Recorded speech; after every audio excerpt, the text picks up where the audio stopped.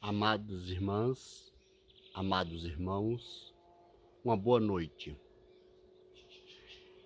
Que possamos nós nesse momento, sob as bênçãos de Deus e a proteção do Cristo, conduzido por nossos irmãos maiores, iniciarmos as atividades desta noite para o Projeto Esperança, na nossa busca de compreensão das leis divinas, das ações dessas leis em nossas vidas, e hoje, para nosso estudo e compreensão, trataremos de aflição. Aflição, palavra que todos nós conhecemos, mas que hoje buscaremos compreender melhor.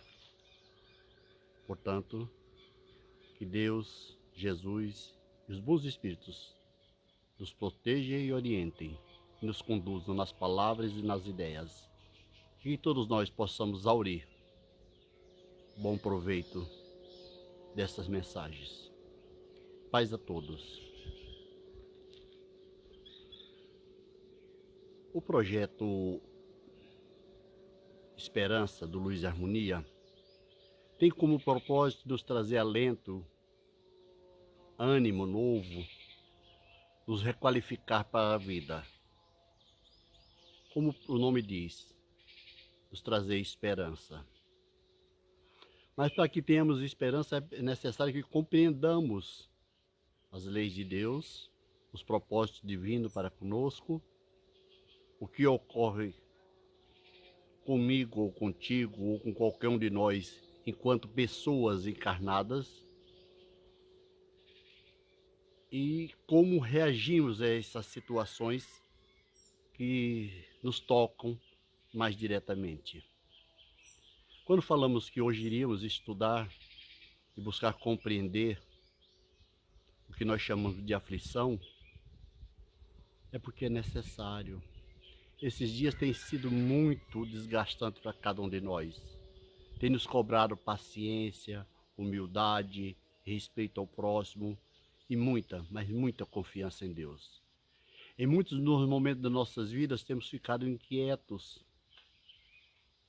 aflitos, buscando soluções, respostas, ficando nós também irritadiços, amedrontados, raivosos, queixosos, perturbados e perturbadores. Mas é bom que a gente comece pela história do início, pelo menos buscar compreender o início da aflição. Imaginem vocês que nós espíritas entendemos que somos exilados, pessoas que foram trazidas em degredo, expulsas de algum outro local. E isso, por certo, não foi feito pela nossa aceitação, não foi feito porque nós queríamos, foi contra a nossa vontade. Isso, por certo, deverá ter nos estressado, ter nos inquietado, ter nos perturbado. Primeiro, pela surpresa de que estás sendo deportado. Segundo, para onde? O que é que eu vou encontrar? Os meus parentes, meus negócios, minha vida, como é que fica? Tudo para trás, não tenho mais tempo, não posso pegar, não posso levar nada. Meus amores, minha vida. Não tenho nada a fazer com ela, simplesmente vou embora. Por certo que foi mais ou menos assim, para a maioria de nós. Então, se formos falar de aflição, ela por certo antecede a nossa vinda para o planeta Terra. Isso que nós, como espíritas, aceitamos. Mas se olharmos lá uma das orações dos católicos, tem lá bem claramente: salve rainha, mãe de misericórdia nossa. E ela vai por aí a oração e chega nós gememos nesse vale de lágrimas. Degredados filhos de Eva, são palavras fortes, mas que falam que alguém, quando fez essa oração, sabia que éramos degredados. E filhos de Eva se refere a uma leva de espírito especificamente, aos capelinos, que deram origem à quarta raça adâmica. Por isso nós dizemos Adão e Eva sendo o primeiro ser humano. Não, eles não são o primeiro ser humano da Terra. Eles são aqueles que deram origem a uma raça e que fazem parte do grupo dos exilados de Capela de uma determinada época. Então percebam, essa aflição é de quando estavam sendo deportados, transladados, conduzidos à terra em degredo. Então, se formos nos referir à aflição, a estresse, a agonia, medo, dúvida, angústia, remontamos a muito antes do planeta Terra. Mas por certo, por onde andamos e onde estivemos, também tínhamos aflição, tínhamos dúvidas, tínhamos inquietações. Isso é da alma, das insatisfações, das inquietações espirituais e das frustrações, da necessidade de encarnados. Isso tem nos estressado e nos perturbado por todos os tempos. Os dias atuais nos cobram esse cuidado porque nós temos crescido em necessidades, temos crescido em nível de ação. Nossos campos de ações têm se ampliado muito. O planeta como um todo passou a fazer parte do nosso quintal. De uma hora para outra estamos caminhando por todos os lugares, viajando por todos os cantos, conhecendo povos, conhecendo novos costumes, trocando informações com esses povos de forma online. Então todo esse cabedal de informação é muito novo, é muito atual, mas tem a sua carga emocional. Outrora, lá na era das cavernas, nossa preocupação, nosso estresse advinha da falta do alimento, de uma perseguição que tínhamos sofrido, numa disputa por um espaço, numa companheira ou companheiro incompreensível que não nos dava o direito de conversar com tranquilidade, coisas desse tipo.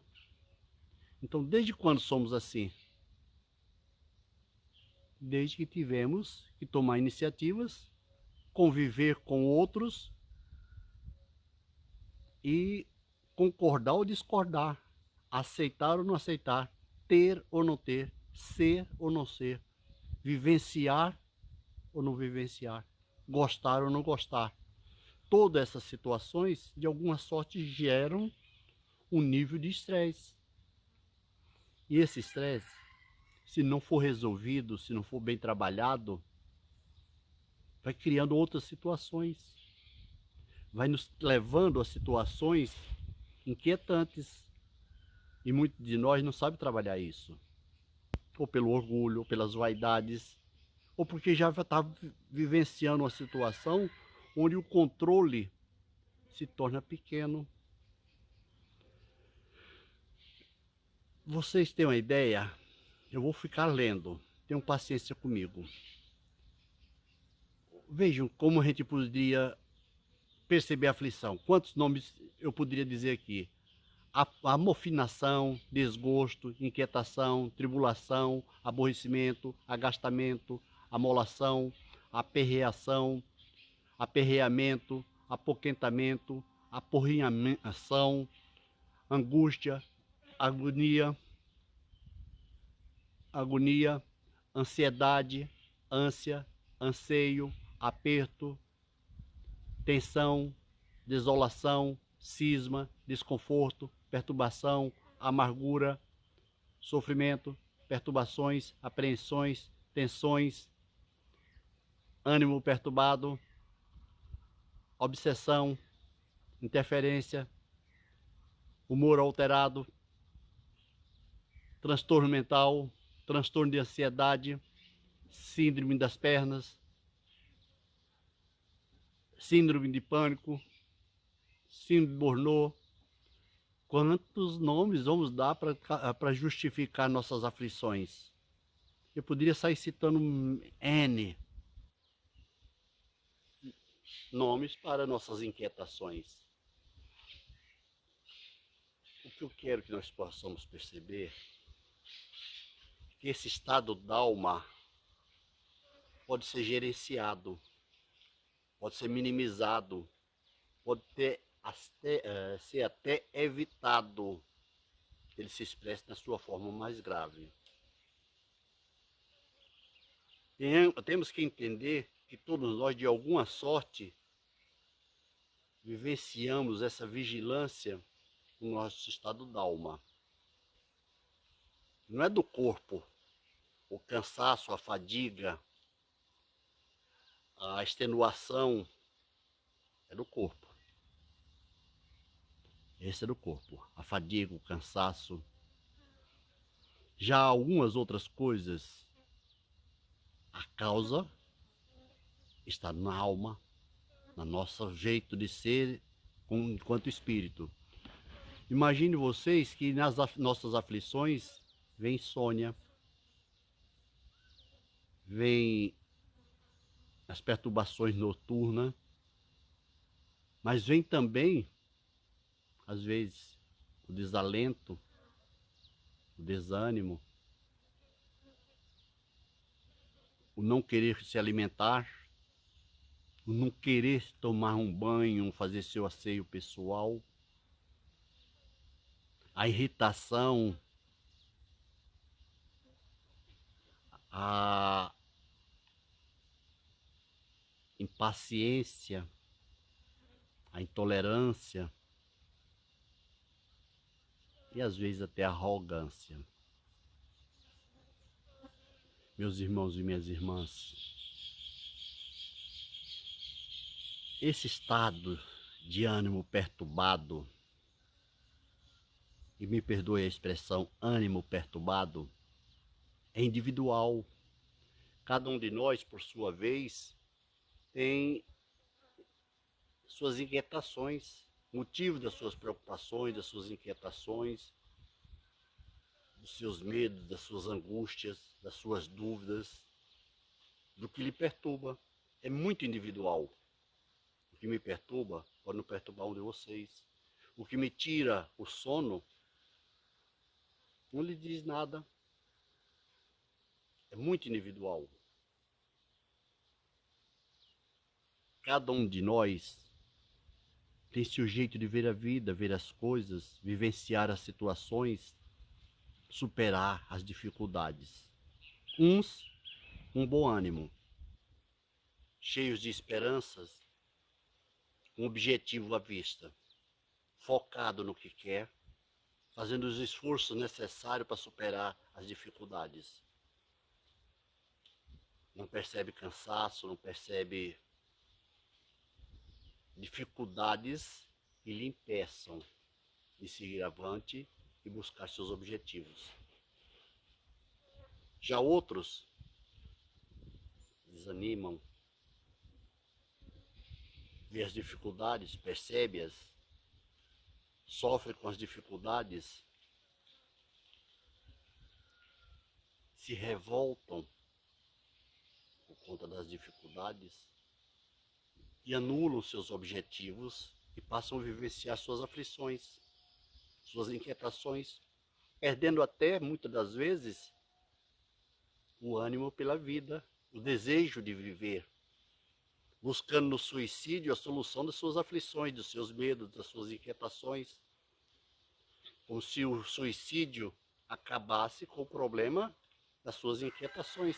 Ora, Eu dizia agora há pouco que não é do corpo, que a inquietação é do espírito. Então, se é do espírito, como matando o corpo eu vou ficar bem? E o espírito não morre. Ele leva consigo suas dúvidas, seus medos, suas paixões, suas inquietações. E, por conseguinte, suas aflições. E creio eu que ele chegando do outro lado, como dizemos, na realidade espiritual ele vai perceber que agora tem mais problemas, porque continua com o que tinha antes e não morreu. Os problemas não vão acabar com a sua vida. E sua vida não acabou com a morte da sua vida de encarnado, não acabou com seus problemas, com suas inquietações.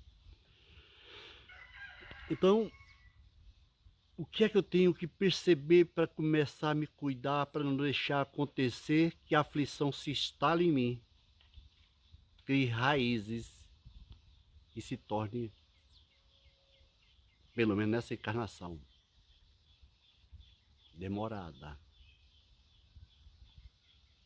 doentia, perturbativa.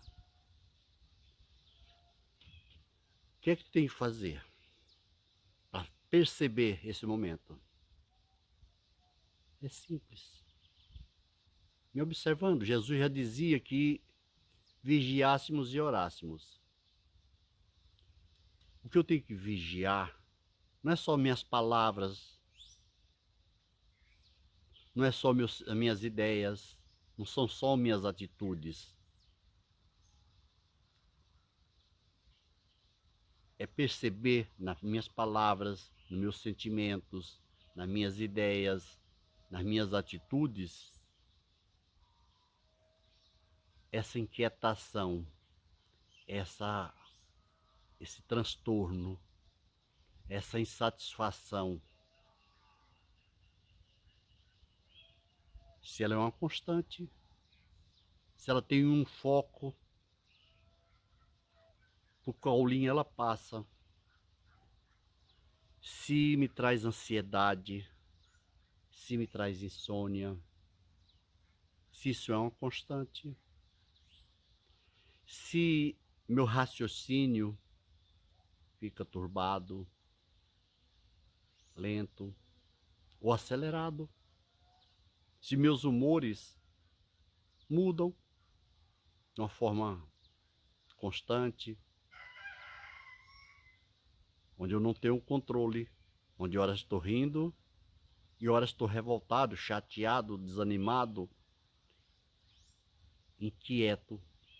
Se essa mudança de humor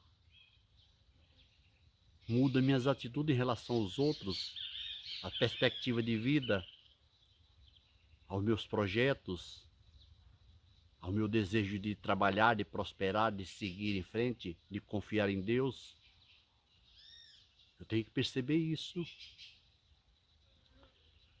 Tenho que perceber se está me trazendo transtorno mental. Se eu estou tendo inquietações nas ideias, se estou tendo monoideias, pensamento fixo, constante, sistemático, me preocupando, me perturbando, me cobrando atenção e eu sendo improdutivo no curso das ideias e das ações. Tenho que perceber se esse transtorno de ansiedade está instalado em mim. Se eu fico constantemente inquieto, na expectativa de alguma coisa dar errado, de alguém me ferir, de alguém me magoar, de eu não conseguir dormir, de não conseguir acordar, de adoecer, de não me curar, de não ser amado, de ser abandonado, e por aí vai. Eu tenho que perceber se eu estou com esse transtorno de ansiedade, se meus anseios estão me levando a ficar com palpitação, afando, suarento, ou com frio, mãos frias, pés frios. Tenho que perceber se a impaciência faz parte da minha vida, se eu fico quieto na presença de outras pessoas ou de determinadas pessoas, se eu procuro o isolamento, se eu quero me isolar, se o convívio com outras pessoas me incomodam, se eu tenho alguma dessas situações, já é motivo para ter cuidados. Tem uma síndrome que é interessante, a síndrome das pernas. O síndrome das pernas inquietas. Quando eu não consigo parar de mexer, estou sentado, estou em pé, fico mexendo os pés para aqui, para colar, pisoteando, mexendo as pernas. É um sinal de alerta sério, pois essa síndrome, segundo quem é da área, psicólogos, psiquiatras, médicos, não tem cura. Mas pense, é fruto das nossas aflições, do nosso estresse, da nossa estafa, da nossa extenuação física e mental. E é um processo que instalado, é como eles dizem, não tem cura. Mas pode ser amenizado, pode ser tratado, pode ser controlado. Depende do esforço do indivíduo, de buscar médicos especializados, aceitar o tratamento junto a psicólogos, a psiquiatras, e não ter para si, e não trazer para si o rótulo de louco. Achar que só vai a psicólogos ou a psiquiatras loucos, doentes mentais. Não. Transtorno de ansiedade, perturbação noturna, a síndrome das pernas inquietas, o desespero, os traumas, a síndrome de pânico, tudo isso leva a gente a procurar ajuda. E a primeira ajuda é a oração, que eu chamaria de oração dos aflitos. E para minha surpresa, o Google cita essa oração dos aflitos e aconselha que quem estiver aflito, ore, dizendo das suas dores, das suas inquietações e pedindo a Deus e aos bons espíritos que lhe traga a calma, a paz, o equilíbrio, nova perspectiva de vida, que perceba alternativas, soluções, que tenha a coragem, a força de se mover na direção da solução, provocando ele próprio as soluções, buscando alternativas para o que lhe inquieta. Imagine que o Google orienta a orar quando estivermos aflitos. E nós espíritas, o que é que iremos dizer? Ore, ore, não aflito. Não ore aflito, ore com sabedoria, com tranquilidade, com confiança em Deus. Não espere milagres, não peça solução feita, peça compreensão dos problemas, das coisas que lhe afligem. Não peça para afastar pessoas de si. Não peça para que as pessoas mudem para melhor lhe respeitar. Não peça que as pessoas deixem de ser quem são, para ser do jeito que você gostaria que ela fosse. Não queira ser rico para ser feliz. Seja feliz com o que tem, como pode ser feliz. Não espere que os outros entendam sua dor, entendam seu medo, entendam sua angústia, lhe ajude resolvendo seus problemas. Queira que eles sejam seus amigos, companheiros, que estejam por perto, não para falar a você das suas dores a eles, a todo instante, a toda hora, fazer suas queixas, demonstrar sua aflição, provocar neles piedade. Não. Que eles sejam para você referências. Sejam pessoas que estejam por perto para lhe ajudar com diálogos fraternos, somando nos seus objetivos, nas suas buscas, lhe apoiando até para ir aos médicos especializados, levar uma casa espírita, uma casa de oração, seja ela católica, evangélica ou de qualquer outra ordem, se for necessário, ele lhe acompanhe. Aceite esse acompanhamento, queira essas presenças, conviva com a sua dor, com seu medo, com sua angústia, com naturalidade. Transforme-a em temporária. Não queira perpetuá-la, não queira mantê-la consigo como se fosse uma aquisição que devesse ser mantida e curtida. A sua dor existe, sua aflição é real, seu medo, sua angústia, suas mazelas lhe incomodam, não tenho dúvida disso. Mas isto não lhe dá o direito de perturbar os outros, nem de se perturbar. É interessante,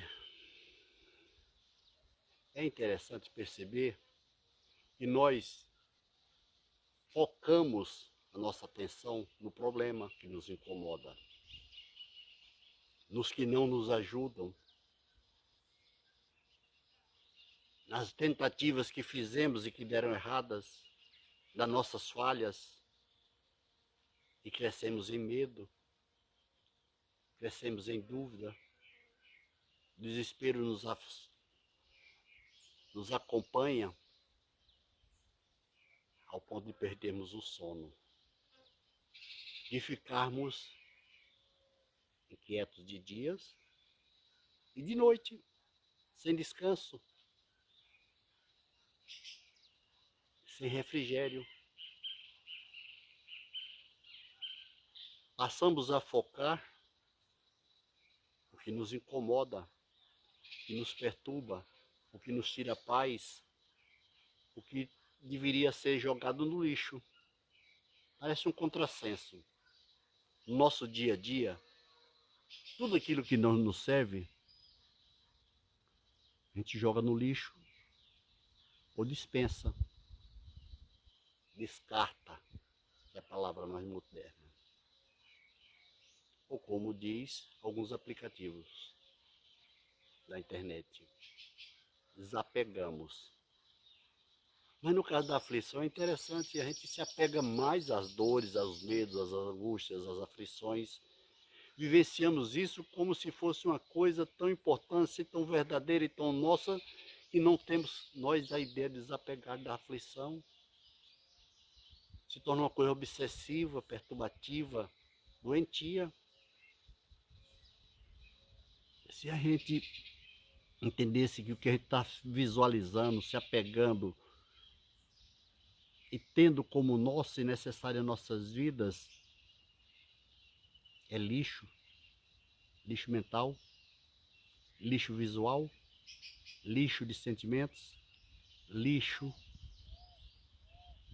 de conceitos, lixo de passados.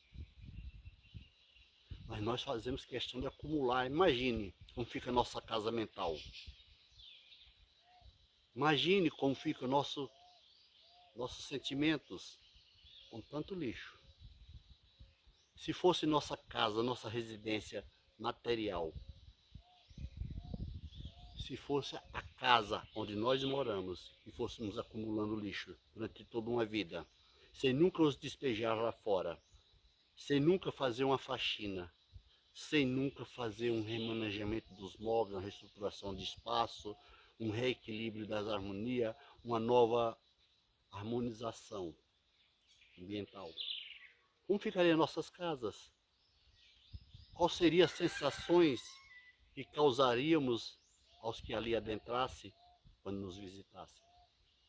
Como ficaríamos nós mesmos dentro do monturo, do lixo acumulado por uma vida toda.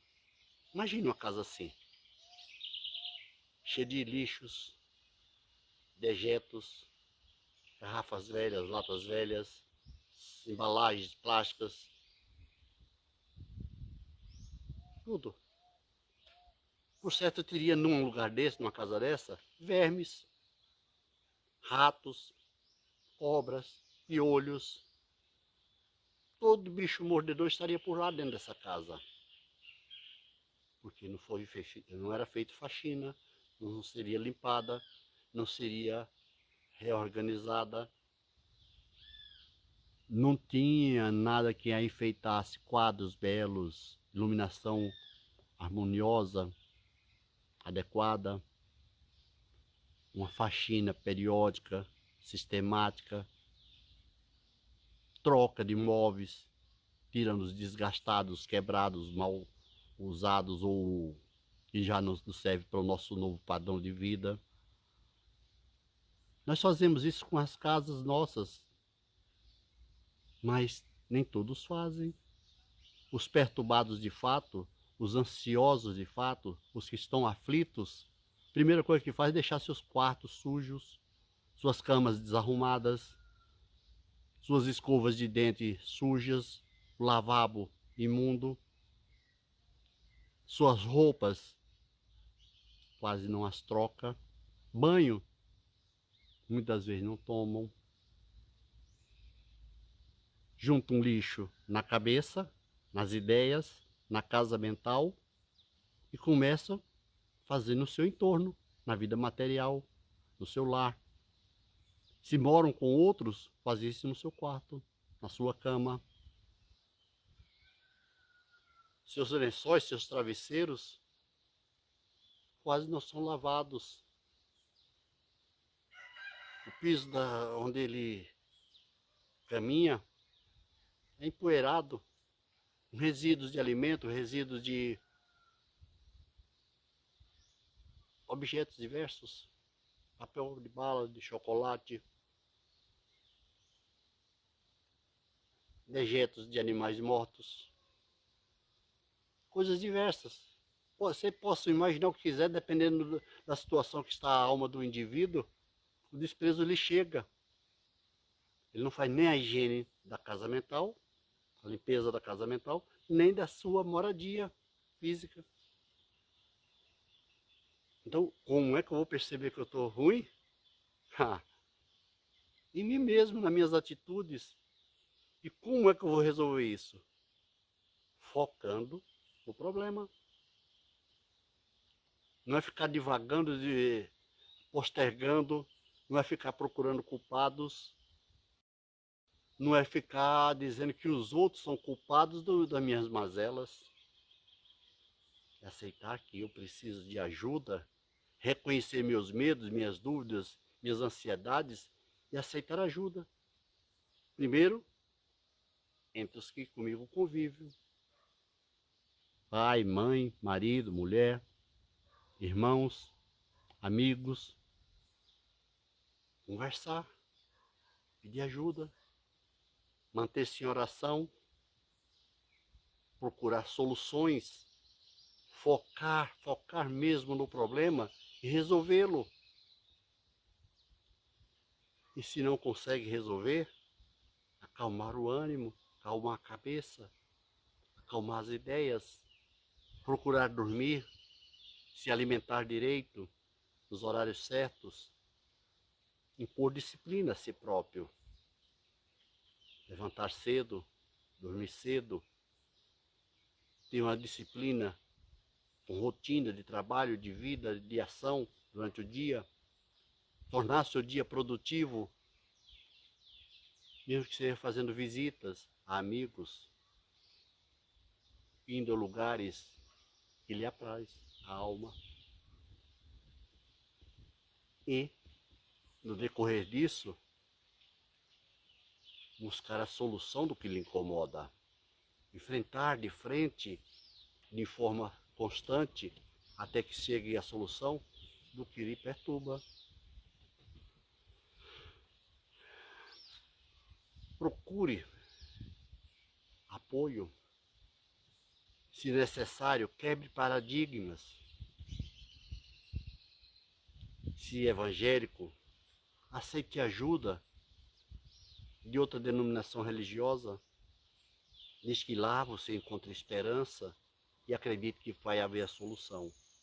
Se espírita, procure também a solução através do apoio espiritual, de ouvir palestras, buscar compreensão das leis que regem a vida. Mas se necessário, se acharem por bem os seus parentes, as pessoas que lhe cercam e você próprio, não há nenhum problema buscar Deus em outra denominação. Deus é Deus de todos. Quem criou as religiões, quem criou os credos, as doutrinas, as filosofias, para poder entender Deus e poder tratar com esses problemas nossos, foram os homens. O que você tem que ter a sabedoria, ele saber que não é a religião que vai lhe salvar, nem vai lhe tirar do problema, que vai tirar a sua aflição.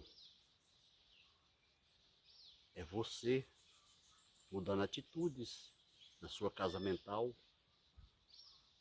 nos seus arquivos de ideias, nos valores que atribui às coisas e às pessoas, na importância que você dá à sua pessoa no trato com as outras, se seu orgulho, se sua prepotência não está lhe incomodando, se a sua inveja ou sua inércia, se você deseja alguma coisa, mas não busca trabalhar para conseguir. Se você ama alguém e esse alguém não lhe corresponde, e você não consegue entender porque ele não lhe ama, foque nisto. Se tiver oportunidade, pergunta à pessoa: o que é que eu faço que te incomoda? O que é que você vê em mim que faz com que você não me queira? Vai doer a resposta? Talvez. Mas você vai se conhecer melhor. Vai poder jogar consigo e com a verdade. Se o outro disser qualquer coisa que não lhe agrade, você julgue que não seja verdadeira, não se agaste, não se revolte, não promova um atrito de ordem maior. Não se ofenda, só reflita. É o jeito do outro lhe ver, é o jeito do outro lhe perceber, é o jeito do outro estar incomodado e talvez aflito tanto quanto você com a situação. Mas você já sabe o estado d'alma dele, já conhece as reações e ações dele ou dela. Resta você trabalhar para que a paz e a harmonia se instalem em você, primeiramente, e na outra pessoa. Não cresça, não cresça em desânimo, em revolta, em mágoas, ressentimentos, pela opinião do outro. Ele tem direito a essa opinião. Por certo, você deve ter dado causa para que ele pensasse ou ela pensasse desse jeito. O problema não está na outra pessoa, está em nós. Se eu mudo o meu jeito de ser, me torno uma pessoa agradável, amiga, fraterna, pode ser que o outro não queira caminhar comigo, mas não será meu inimigo, não me ofenderá, não dirá palavras duras, terá o cuidado no trato comigo e através do diálogo acertará comigo a problemática que tenhamos que resolver. É eu comigo que tenho que me perceber nas minhas dores, nos meus medos, nas minhas angústias, nas minhas aflições. Percebendo isso, focar. Não para como fazemos focar, olhar só o problema. Não, temos que olhar soluções. Se eu estou com um problema, o que deu causa? Quais as soluções possíveis? Quem poderá me ajudar? Como deverei me comportar na busca dessas soluções? E aí, volto a lembrar da oração. Renovemos então, através da oração, nossa força, nosso ânimo, nosso propósito. Criemos um objetivo a ser atingido a curto prazo, que não seja só ficar livre do problema, ficar feliz novamente. Seja nos restabelecer, nos reequilibrando e assumindo nós o controle das nossas vidas e dos nossos sentimentos. Esse cuidado nos levará, talvez, a perceber mais problemas, mais dúvidas, mais motivos para medo, mais motivos para aflições. Mas como é que nós devemos fazer? Olhar o passado. Como devemos fazer? Olhar o passado. Nosso passado. O que já vivenciamos, que temos lembrança de ter vivenciado nesta encarnação.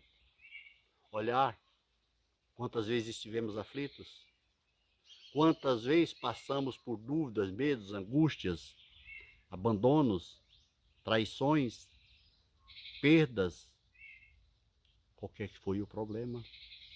Passamos. Lembremos de como ficamos aflitos, lembremos de como ficamos desesperados, lembremos como estávamos naquele momento.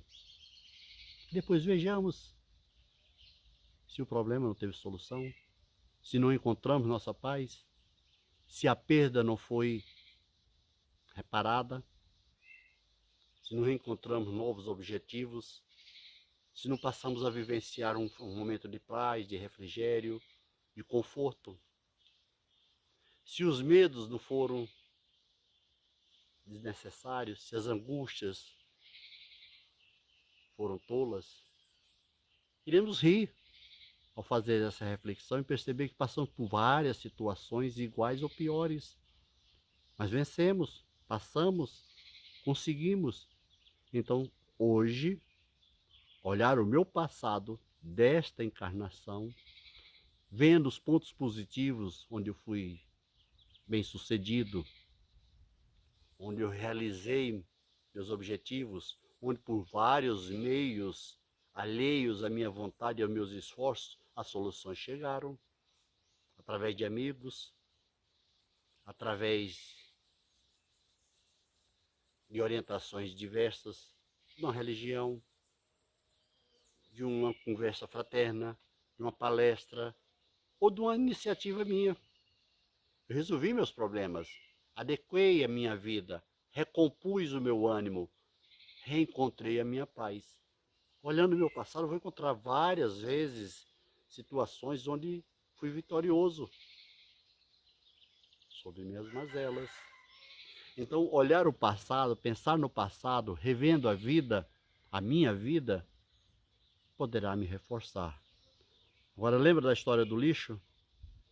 Não devo olhar o passado para ver só as minhas derrotas, só para ver minhas quedas, ver meus prejuízos, ver as perseguições, perceber as minhas falências e baixar mais ainda meu ânimo, ficar mais deprimido, ficar mais desanimado, mais desequilibrado e, portanto, mais aflito. Não é para rever o passado nesse sentido.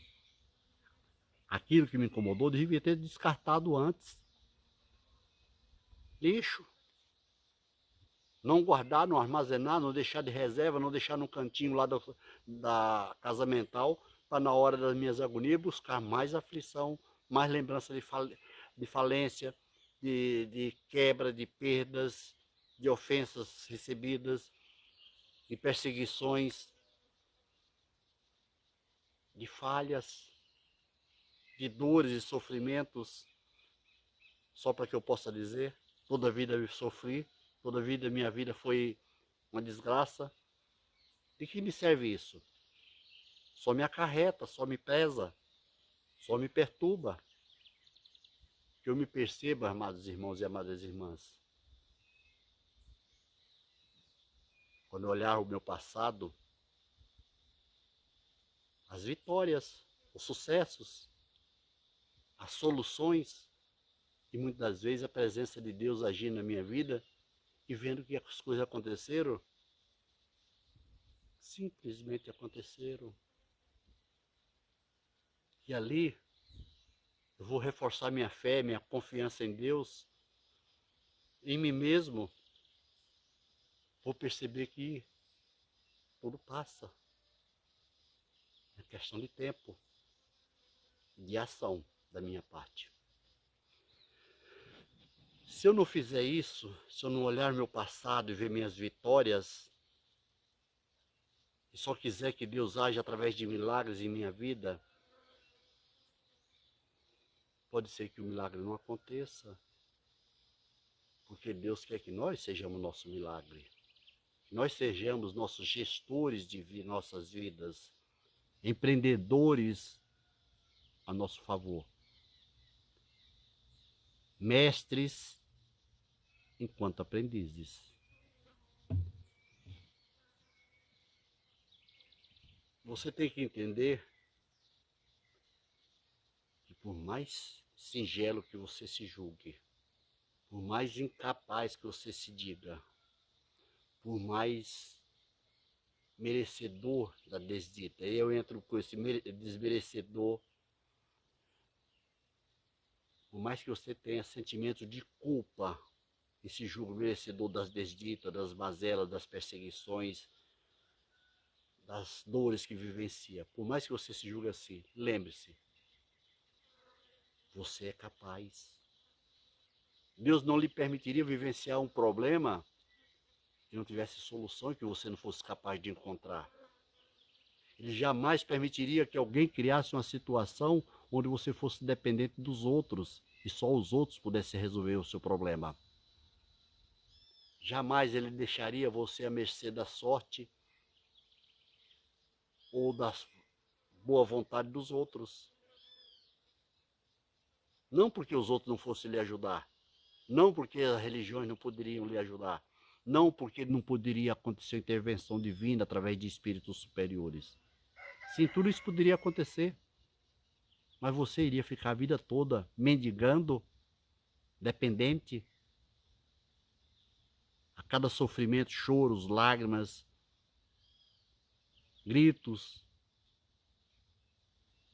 sofrimento, até que alguém viesse em seu socorro.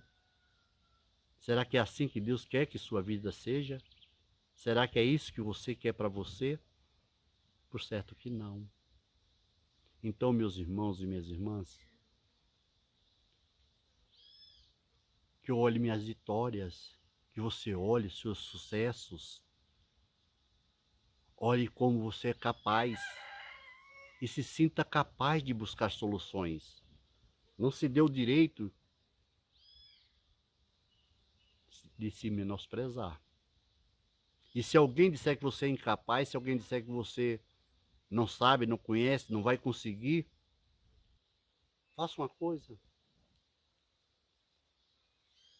Estude o que você não conhece. Conheça. Hoje tem tantas fontes de informação. Busque respostas para os seus questionamentos. Busque conhecer, ter base de conhecimento, para que você possa melhor fazer escolhas, melhor se comportar perante os seus problemas. Mas em todo esse momento, em qualquer momento de vida, de aflição, de mágoa, ressentimentos, de dúvidas, angústias, da própria aflição aplicada e vivenciada, lembre-se, devemos manter a calma, a confiança em Deus, e nossas orações não sejam aflitivas, sejam tranquilas, pois elas são de esperança, são de confiança em Deus. E assim elas deverão ser. Preces choradas, gritadas, lamentando, reclamando, não nos ajudam, só nos afligem mais ainda. calma, confiança em Deus, paciência consigo, paciência com os outros, humildade ao pedir a Deus, humildade em receber de quem Ele manda para lhe servir, paz, calma, esperança. Não te canse, não te canse. Todo dia é um novo dia, toda hora é uma nova hora, cada instante é um novo instante. O que era agora há pouco pode não ser daqui a pouco. Logo mais será diferente. Em algum momento mudará. Mas eu tenho que ter mudado, me adequado, ter aprendido, ter vivenciado aquele momento como um aprendiz. Não como um sofredor. Não como uma pessoa aflita, mas como uma pessoa observadora, que observa a oportunidade da solução, a oportunidade da ação que vai me beneficiar, a oportunidade de pedir ajuda e ficar grato a alguém que antes eu desdenhava, maldizia ou não aceitava em minha vida. Às vezes quem vai nos ajudar, quem vai nos amparar, nos proteger ou até nos motivar, são pessoas que discordam do nosso jeito de ser, não são boas com as palavras, para o convívio, mas são necessárias ao nosso aprendizado. Então, meus irmãos e irmãs, ao invés de cativarmos e cultivarmos medos, dúvidas e angústias, por que não cultivarmos esperança? A cada dia renovar essa esperança, a cada dia buscar arrumar nossa casa mental para que ela fique ornada de coisas limpas, bonitas, agradáveis, harmônicas, promovedoras de bem-estar. Por que não trazer para nossas lembranças aquilo que nos fortalece na confiança em Deus? Por que não orar com tranquilidade, com sinceridade, sem muitas palavras, sem buscar florear, mas deixando sair do nosso coração o sentimento de confiança em Deus e a vontade de ir em busca da solução. Se necessário, já disse, faça terapia, procure especialista, médicos, são apoio necessários. Não é por acaso que eles estão entre nós encarnados. Não é coisa de louco, não existe louco. Existe pessoas com perturbações mentais, com síndromes. São doenças da alma.